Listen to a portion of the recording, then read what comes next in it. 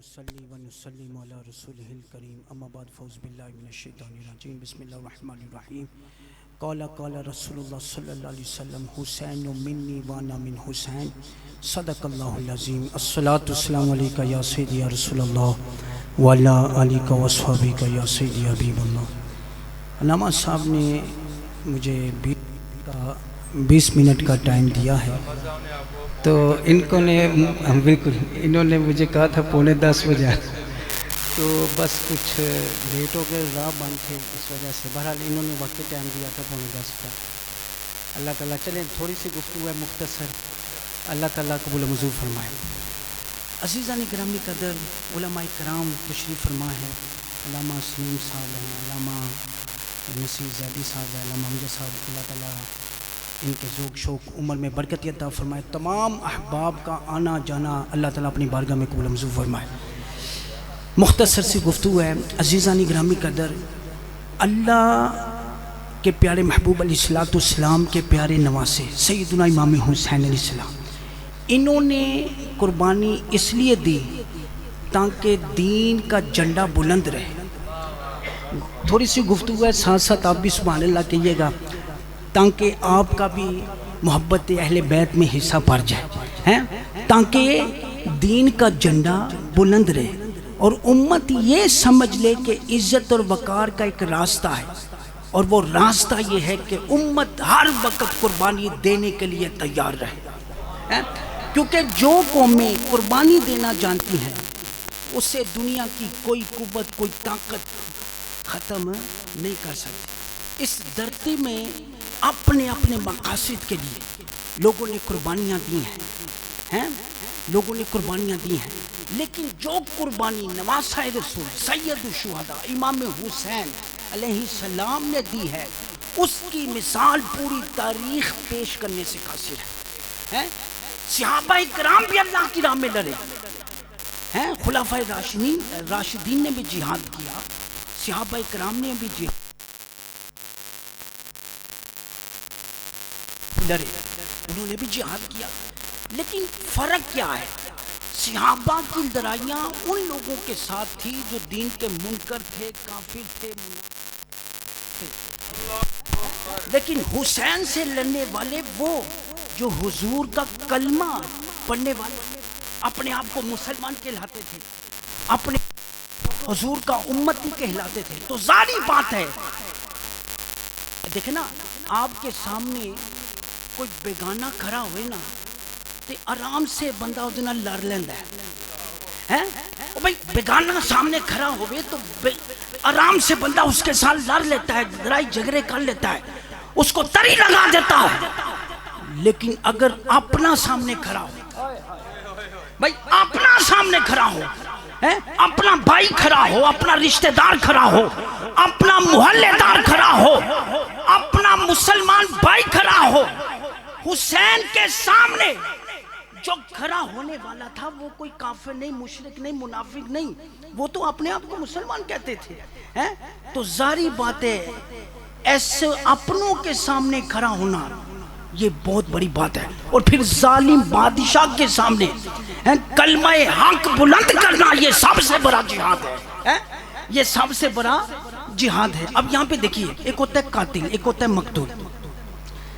سیدنا ابو ہریرہ کی روایت ہے، صرف اشارتاً میری طرف توجہ رکھیں میرے بھائی، صرف اشارتاً سیدنا ابو ہریرہ کی روایت ہے کہ ایک ہوتا ہے قاتل، ایک ہوتا ہے مقتول۔ ایسے قاتل و مقتول بھی ہوں گے کہ اللہ تعالیٰ قاتل کو مقتول کو دیکھ کے مسکراتا ہے۔ اب آپ کہیں گے بھائی جو مقتول ہے تو وہ تو معصوم ہے، ظاہری بات ہے وہ تو مظلوم ہے، لیکن قاتل جو ہے اس کی طرف دیکھ کے اللہ کیوں مسکراتا ہے؟ مرنے والا جو ہے وہ تو مر کے شہید ہو کے جنت میں چلا گیا، لیکن اللہ کے پیارے محبوب علیہ السلام ارشاد فرماتے ہیں کلاہما یدخل الجنہ، دونوں جنت میں جائیں گے، مارنے والا مرنے والا۔ جو مارنے والا تھا وہ کافر تھا، کس کو مارا؟ مسلمان۔ مارنے والا کون تھا؟ کافر۔ مرنے والا مسلمان۔ مسلمان تو جنت میں چلا گیا، اب جو کافر تھا جس نے مسلمان کو مارا تھا اسے اللہ نے توفیق عطا فرمائی، وہ بھی کلمہ پڑھ کے دار اسلام میں داخل ہو گیا۔ بتوجہ ریزہ، وہ بھی کلمہ پڑھ کے دار اسلام میں داخل ہو گیا. پھر کیا کیا؟ وجاہد فی سبیل اللہ، اس نے بھی اللہ کی راہ میں جہاد کیا، وہ بھی شہید ہوا، وہ بھی جنت میں چلا گیا. بھائی کافر مسلمان کو مارے اور پھر کلمہ پڑھ لے، کلمہ پڑھنے کی وجہ سے اللہ اس کی بخشش و مغفرت فرما دیتا ہے. لیکن یہاں پہ جو حسین کے سامنے تھا وہ تو یزید تھا، وہ تو اپنے آپ کو مسلمان کہتے تھے. ایک انسان کا قتل پوری انسانیت کا قتل ہوتا ہے، ایک انسان کا قتل پوری انسانیت کا قتل ہو. مسلمان کو قتل کرے تو بدلے میں قصاص لیا جائے گا، یا دوسری آپشن ہے دیت. اب جو عام بندے کو قتل کرے پوری انسانیت کا قتل ہے.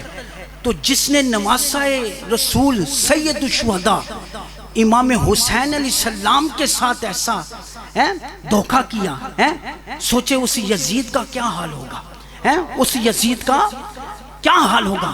اب یہاں پہ آپ دیکھیے کہ اگر کوئی بندہ دیکھیں کسی کو پتہ چل جائے کہ میں فلاں گلی میں جاؤں گا میری موت واقع ہو جائے گی، تو کوئی بندہ وہاں پہ نہیں جاتا. اسے پتا ہے وہاں پہ دشمن گن لے کے کھڑا ہے، میری جان چلی جائے گی، میری جان چلی جائے گی، تو وہاں پہ کوئی جانا پسند نہیں کرتا. آپ کے گھر میں آپ کو پتا چلے بستر پہ کیڑی ہے، چونٹی ہے، آپ کو فکر لاحق نہیں ہوتی. آپ کے گھر میں کیڑے مکوڑے ہوں، آپ کو جان کی فکر لاحق نہیں ہوتی. چھپکلی ہو گھر میں تو جان کی فکر کے لالے نہیں پڑتے.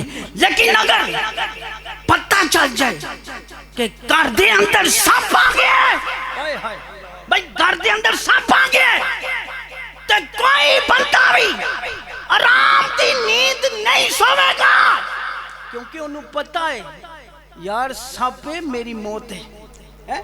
جتنی دیر تک سانپ کو نہیں ماروں گا مجھے آرام کی نیند نہیں آئے. تو جب تک بندہ سانپ کو نکالے گا نہیں یا اسے مارے گا نہیں اسے سکون کی نیند نہیں آتی. یعنی پتہ یہ چلا جب موت کو سامنے دیکھتا ہے تو انسان گھبرا جاتا ہے. لیکن رب کعبہ کی قسم نواسہ رسول سید الشہداء امام حسین کے کیا کہنے، ان کو پتا تھا مجھے شہید کیا جائے گا، روحانی طور پہ بھی خواب میں بھی اور صحابہ کے ذریعے بھی حسین کو پتہ لگ چکا تھا کہ مجھے شہید کیا جائے گا. لیکن رب کعبہ کی قسم موت کا اگر مسکراتے ہوئے کسی نے استقبال کیا ہے تو وہ نواسہ رسول حسین کی ذات ہے.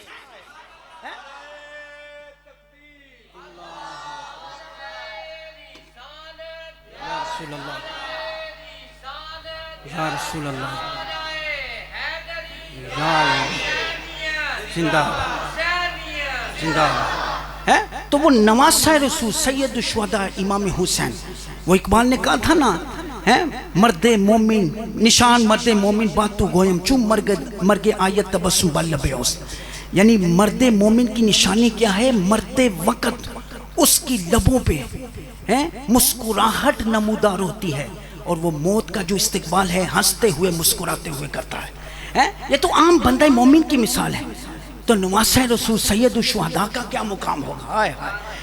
اب یہاں پہ آپ دیکھیے کہ انس بن مالک سے روایت ہے، فرماتے ہیں نبی پاک علیہ السلام نے ارشاد فرمایا، سنن ابن ماجہ نے اس حدیث کو نقل کیا، انا من الناس مفاتیح للخیر مغالق للشر. لوگوں میں کچھ لوگ ایسے ہیں جو بلائی کی کنجیاں ہیں اور برائی کو بند کرنے والے ہیں. پھر آگے فرمایا کچھ لوگ ایسے ہیں جن کے ہاتھ میں اللہ نے بلائی کی کنجیاں رکھی ہیں، اور کچھ ایسے ہیں جن کے ہاتھ میں برائی کی کنجیاں ہیں. لیکن حضور کیا فرماتے؟ نبی پاک علیہ السلام نے ارشاد فرمایا فَتُوبَا لمن جعل اللہ مفاتیح الخیر علی یدیہ. حضور فرمان دے انہاں واسطے خوشخبری ہوے جنہاں دے ہاتھاں تے اللہ نے بھلائی دی کنجیاں رکھیاں نے، برائی نو بند کر دیندے نے. میں قربان جاواں یارے گار صدیق اکبر تو قربان جاواں جنہاں نے بھلائی دا کام کیتا، برائی نو بند کر دیتا. صحابہ کرام نے بھلائی دا کام کیتا، برائی نو بند کر دیتا.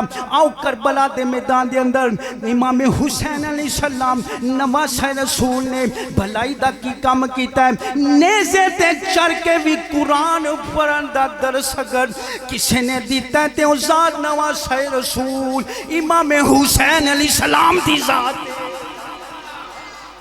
دیکھو آج اگر کوئی بندہ ایم اے کر لے بی اے کر لے میٹرک کر لے اوتے تو اودا باپ راضی ہوندے رشتہ دار راضی ہوندے نے ہمسائے راضی ہوندے نے یار میرے بچے نے میٹرک کر لیے ایف اے کر لیے بی اے کر لیے ایم اے کر لیے ایم فل کر لیے اور پی ایچ ڈی کر لیے اور جیرا دنیا دے اندر کوئی کامیابی حاصل کرے او دے ماں پیو راضی ہوندے نے ہو سکتا ہے میٹرک کرے ماں پیو راضی نے لیکن ہو سکتا ہے او دے تو اللہ بھی ناراض ہوئے او دے رسول بھی ناراض ہوئے لیکن رب کعبہ دی قسم ہے اور جیدے سینے چ قرآن آ جاوے اور جیرا قرآن دا حافظ بنے او دے تو ماں پیو بھی راضی ہوندے نے اپنے بھی راضی ہوندے نے بیگانے بھی راضی ہوندے نے خصوصی طور تے اللہ بھی راضی ہوندا ہے تو دا رسول بھی راضی ہوندا ہے اے تے قرآن دی شان ہے کہ جیرا نیزے دی نوک تے قرآن پڑھتا ہوئے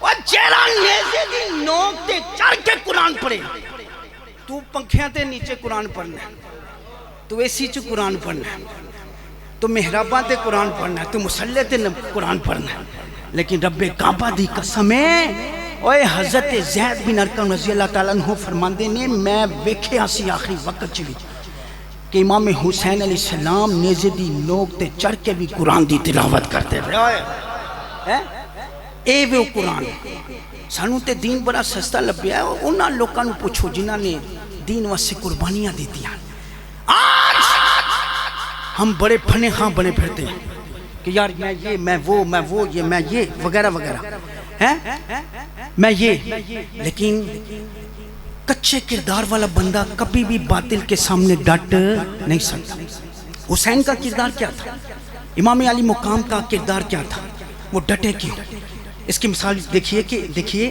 اگر کوئی الیکشن میں کھڑا ہو صرف مثال دینے کے لیے الیکشن میں کھڑا ہو اور وہ کہے ووٹ مجھے دو کوئی بدماش ٹائپ کا بندہ کھڑا ہو جائے الیکشن میں اور وہ آپ کو کہتا ہے ووٹ مجھے دو اور وہ چل کے آپ کے پاس آتا ہے تو آپ کیا کہتے ہیں حضرت والا حضور والا ووٹ تو آپ کا ہی ہے آپ نے کیوں زحمت کی یہاں پہ آنے کی ارے بھائی ہمیں کہا ہوتا تو ہم آپ کے پاس آ جاتے ایسے ہی ہے نا اوپر سے آپ اس کی چاپلوسی کرتے ہیں لیکن اندر سے اس کو آپ گالیاں دیتے یقیناً لیکن آپ کیونکہ وہ طاقتور ہے تو آپ اس کے آگے جناب من اپنے ہتھیار جو ہے وہ پھینک دیتے ہیں چپ ہو جاتے ہیں چلے کوئی بندہ کہتا ہے جا جو کرنا ہے کر لے میں تینوں ووٹ نہیں دینا پھر وہ دے بچے نے گواہ کر لے اس کے بچے کو کیا کر لے اگوا کر لے تے تدوی ساری شعری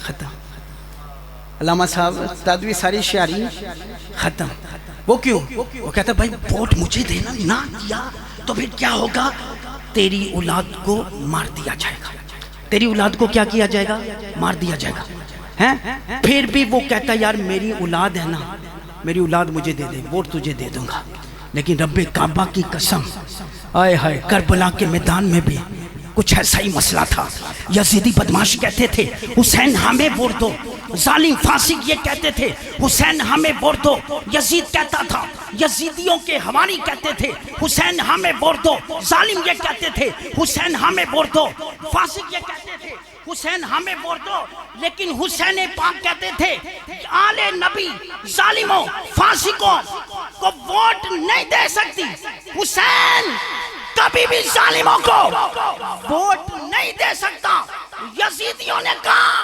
حسین اگر ووٹ نہ دیا علی اصغر کی لاش پھڑکتی نظر آئے گی علی اکبر کی لاش پھڑکتی نظر آئے گی انہوں محمد کو شہید کیا جائے گا قاسم کو شہید کیا جائے گا عباس کو بازو قلم کر دیا جائیں گے تیری بچیاں تیری بیوی یہ جو اور خواتین ہیں ماری ماری پھریں گی حسین ہمیں ووٹ دو لیکن رب کعبہ کی قسم حسین پاک نے کہا میں نبی کا نواسا ہوں میں یہاں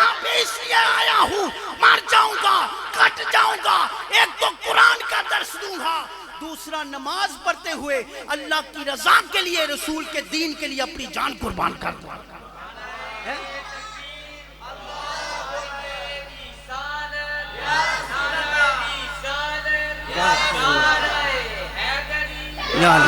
یہ آخری حدیث حسین منی وانا من حسین، سارے سنتے ہیں، سارے پڑھتے ہیں، آپ اکثر بیچتے، لیکن اس کی میں نے بڑی ریسرچ کی.